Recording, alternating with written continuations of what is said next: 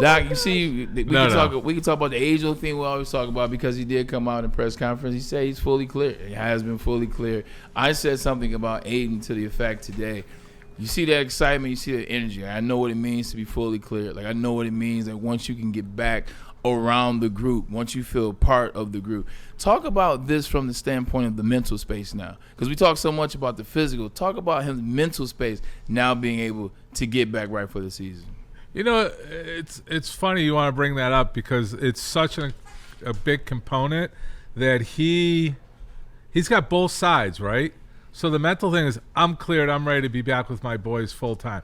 And he's been integrated there, but he's been a standoff. Now he's got that positive, that great energy that I'm there, I'm competing with him, I'm full boat.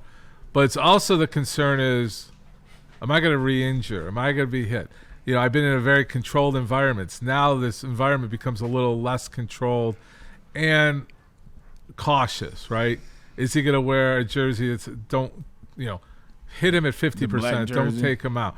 You know, I think that's where he starts. But it's just, like I said, it's the process of getting back to full boat. And there's a mental component that he has to overcome. Is he going to be short memory? Like a lot of guys, a lot of good athletes have a very short memory, which is good because they don't have what we talk about, that mental scarring. When that mental scarring starts settling in, that's a problem. Hopefully with Aidan, everything keeps going positive. He's had, I want to say, 90% positives in his recovery, and that leads to a lot. You know, it's not like even Manning, who had the infection in his neck. That sat in the back of his head is like, what's going to happen next? What's the next shoe to drop? Yeah. What's the next issue? Aidan's had a pretty good uphill climb with no real setbacks. So his mental scarring isn't hopefully going to play a role. I think, like I always play, glass half full. I think he's going to love it. I think the mental is going to come right in. It's just going to start. His pieces, like if you look at this from an analysis of, from a medical standpoint, his recovery, I think I'm giving them a 90 plus on doing everything proper, meaning the firing patterns, meaning the recovery, how they did it. Like we talked about with the non-weight bearing to the pool, the steps have been pretty close to what we've anticipated. So I anticipate it here from the mental also. Doc, Hutch is a positive guy. He's got a very positive mindset and approach to life, it seems like. Braylon and I, we were talking early on in the episode today about the loss of camaraderie, not just being there, you know, being able to be on the field and do your craft, but not being around the guys, not being in the film room and things like that, just the disconnect because you're rehabbing or prehabbing. My question is beyond what you guys offer on a physical level, how many of these guys are put into psychological programs to help them with what you were just talking about? Well, that's like the secret sauce. We can't really talk about that. I figured as much. No, look, you have I've been around long enough. We've been through the roids, the different personalities. These are football players. They're there to be aggressive, right? So I don't know if you're talking about the aggressive nature or just how do I get back. It's just like taking a vacation. He wasn't totally disconnected. There's not like a slice in the pie that he wasn't a part of. He was always a part of it. He was always welcome. He was just focused elsewhere on what he was doing. I think for him, I don't think there's a major transition. He's got, like you mentioned, he's got a very positive personality. You know, my physician assistant, Rogine, actually was with him during his early years, and he was always positive. You know, you look at, we make fun of his ballet and his dance background, which gave him a cross-training position, but I'm not worried about Hutch integrating back in. Everybody wants him back. He's not an outsider. He's not a guy with psychological issues. He's a positive energy. He enters that room, and there's an energy. And it's not just in the locker room. You can see him, you know, doing stuff for charities when he enters a room anywhere, when he enters the Little Caesars for a Piston game. He brings a positive aura with him. You know, he's just one of those guys that has, you know, the energy, the right energies. Parker Meadows, Last year, he played really well in the outfield for the Detroit Tigers, man. Center field, he actually was one of the best in the center field this year. They have Javi Baez. It seems like he's found his niche. He's woken up. A little bit. Seems like he's woken up. You can't be no RIP on him, huh? What? Javier Baez, man. You can't put the RIP on him. But Parker Meadows is coming back. What do you expect out of him and his arm injury? Seems like he's starting to get some innings down in AAA. I mean, again, I think the training staff, the medical team is doing it right. We have extra days for him. We want to bring him back healthy. I think he's going to come in at that, zero pain, 80, 90% improvement, and then just work through that last conditioning of being back on the field. I think, will he miss a step? Maybe at the beginning for a couple games, but I think once he gets his rhythm and his mental and physical connect, that, hey, I'm okay, it's working, I'm not going to have a setback. You're always, like I've always said, and we've talked about it a lot, you need that couple days. You need that first hit. You need a first, collision. You need something to happen that I'm living through it. I'm okay. I'm not swelling. I'm not achy. I'm going to go to the trainer. I'm going to be proactive. I think Meadows is a smart player and is hungry to keep up with these Tigers. That's, they're putting pressure on everybody to return. These guys that are stepping up are stepping up. Fair enough. You said it was a little quiet in here. Let's wake it up. Last night, one of the greatest playoff games I've ever seen in terms of the excitement. Wait a minute. You're talking about my son's lacrosse game? There it is. Tell me about that. Break it down. This was the last one of the season, correct? All right, so I got to be a proud dad for a moment. Come on, talk about it. I think I talked a little on Tuesday, but my son, senior at lacrosse Cranbrook, he won senior award. He won MVP. He won a lot of things as a senior. Congrats, spoke very highly. Very proud of my son.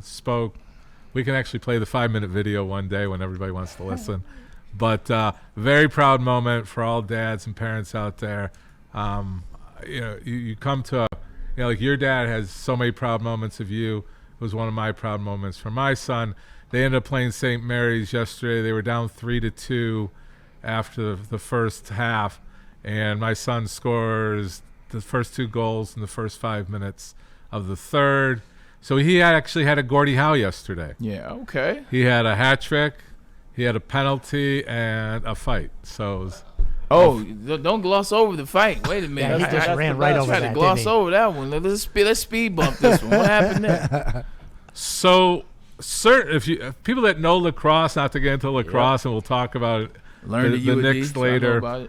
But when you have an unskillful team, their coach, someone will tell the player, annoy him.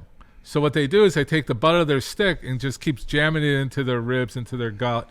And this kid was doing it, and Alec he schooled him twice, and he's scoring on him, and then he came at him. And then Alex is like, this is and he just tackled him, and then he said choice words, which I can't repeat. And then he goes, go ahead. So Alec got the penalty for tackling him, and then he came back and retaliated, hit him in the head. They're wearing they got full garment on, full mask. So they both got tossed for a couple minutes. But shout out, proud moment in that fight. Your son out there scrapping with the best. But then he came up and he did one of those things like his team was like kind of quiet as he hurt, and he comes up cheering and getting everybody riled up, like let's go. And then that changed the whole dimension of the game, and they ended up winning. So they're in the finals. All right, for their region. So any plans to celebrate this weekend? I know you said you're going to the weekend concert, but look, there are a lot of weekend warriors out there that are going to brave this cold weather and either go to Tigers games or get on the water, get on the barbecue pit. What about you, man? Are we celebrating? Am I coming over to your house? Are you barbecuing Sunday? You're always welcome to my house. You say that, but I don't get these invites. No. It's open invitation. He's been talking about a barbecue to fight all show. Hey, man, it's barbecue. What are you guys doing this weekend, man? And how about the weekend warriors out there braving the jet skis? You got to be careful in the cold. Like we talked about, our seasons are starting. The golf seasons are starting. The softball season is started. Flag football is becoming a thing too. You have to do your proper warm up. You got to respect your body, especially those guys 30 plus. Your 20-year-olds, you can probably still steal it. If you're over the 40 age, you got to be real careful. Get there early, get the warm-up, wear proper equipment, proper gear, stay warm. If you're going on the water, you're going to freeze your butt off this weekend. Ooh. So the beers and the liquor aren't your source of warmth for this weekend. That was always a crazy concept. It's like, we just drink and warm ourselves up, and typically it does work, man. The weekend. So the Knicks game. That's what I was going to ask about. The excitement level was there. The shot, the halftime, the choking signal, as we clearly have here. What were your thoughts when you watched the game? Just your thoughts. I actually only watched the last 5 minutes. That's all you had to watch. And I was like, oh my gosh. Like it was a flashback. I was there when Reggie Miller did the original choke. Whoa. Not there. I was watching it on TV. Okay, I was going to say. It's like, whoa, leave with I that. am that old. I could have been, but. Jeez Louise. But then, no, I mean, God, it just goes to show you what they say. 0 out of 1,441 games. You never give up. You talked about Post Malone. You talked about Jelly Roll. It's about not giving up, right? Their big song right now is Losers. It's like they're trying to inspire everybody.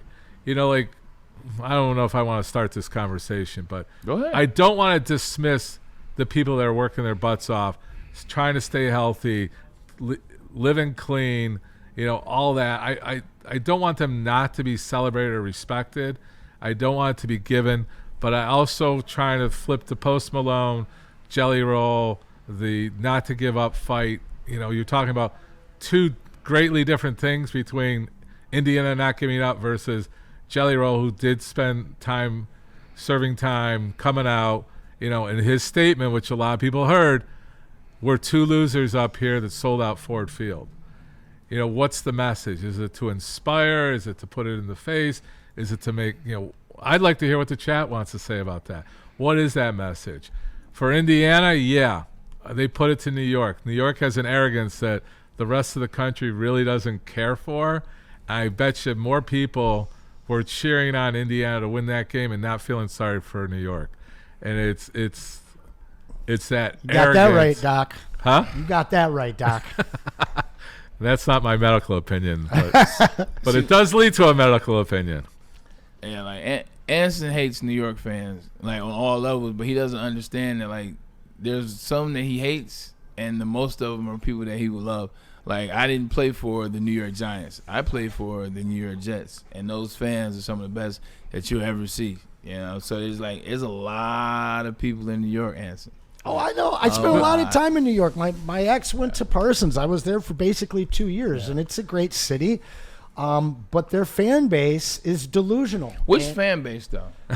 Basically, a whole bunch, millions of people that need 9 teams to win as many championships per team. But they don't even like all their teams, though. Like the people, they hate each other within the city. Exactly. Sure. It's like beef within the city.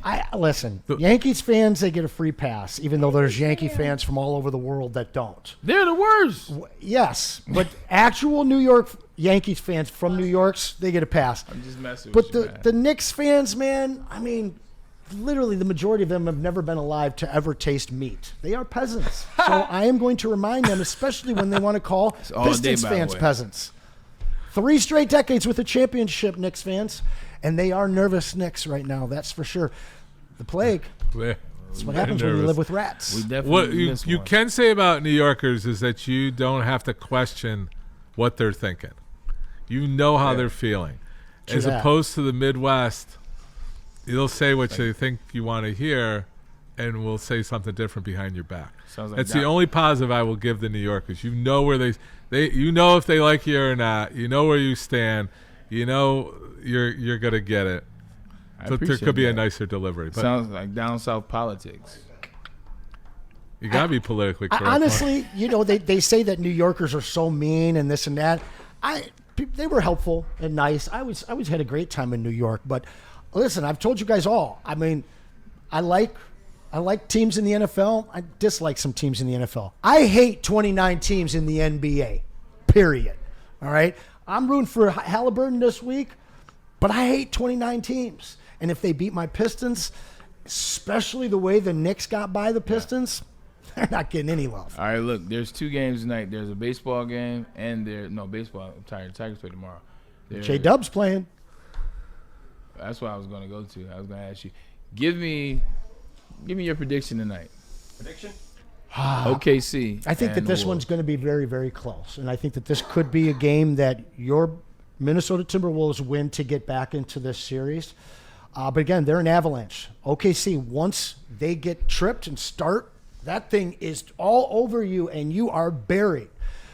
That defense from Minnesota has to be stellar tonight, but I don't think that they get it done. I think the OKC goes up 2-0. OKC up 1-0. Timberwolves tonight. Who you got?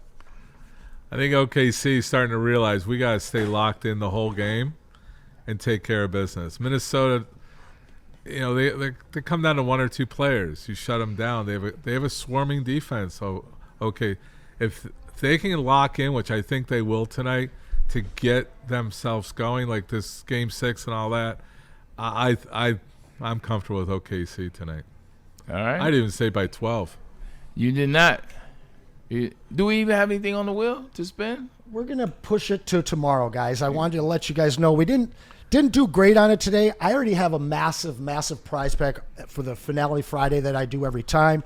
So what we're going to do, I'm making the executive call. Everybody that has a super chat in today, I'm going to double your spots on tomorrow's wheel. There you go. Okay? That works. And then everybody else tomorrow, get in on it. We're going to have extra, extra love here. I've got a 1989 sealed Fleer baseball pack courtesy of Scarelli that could have a Ken Griffey Jr. rookie in it worth $600.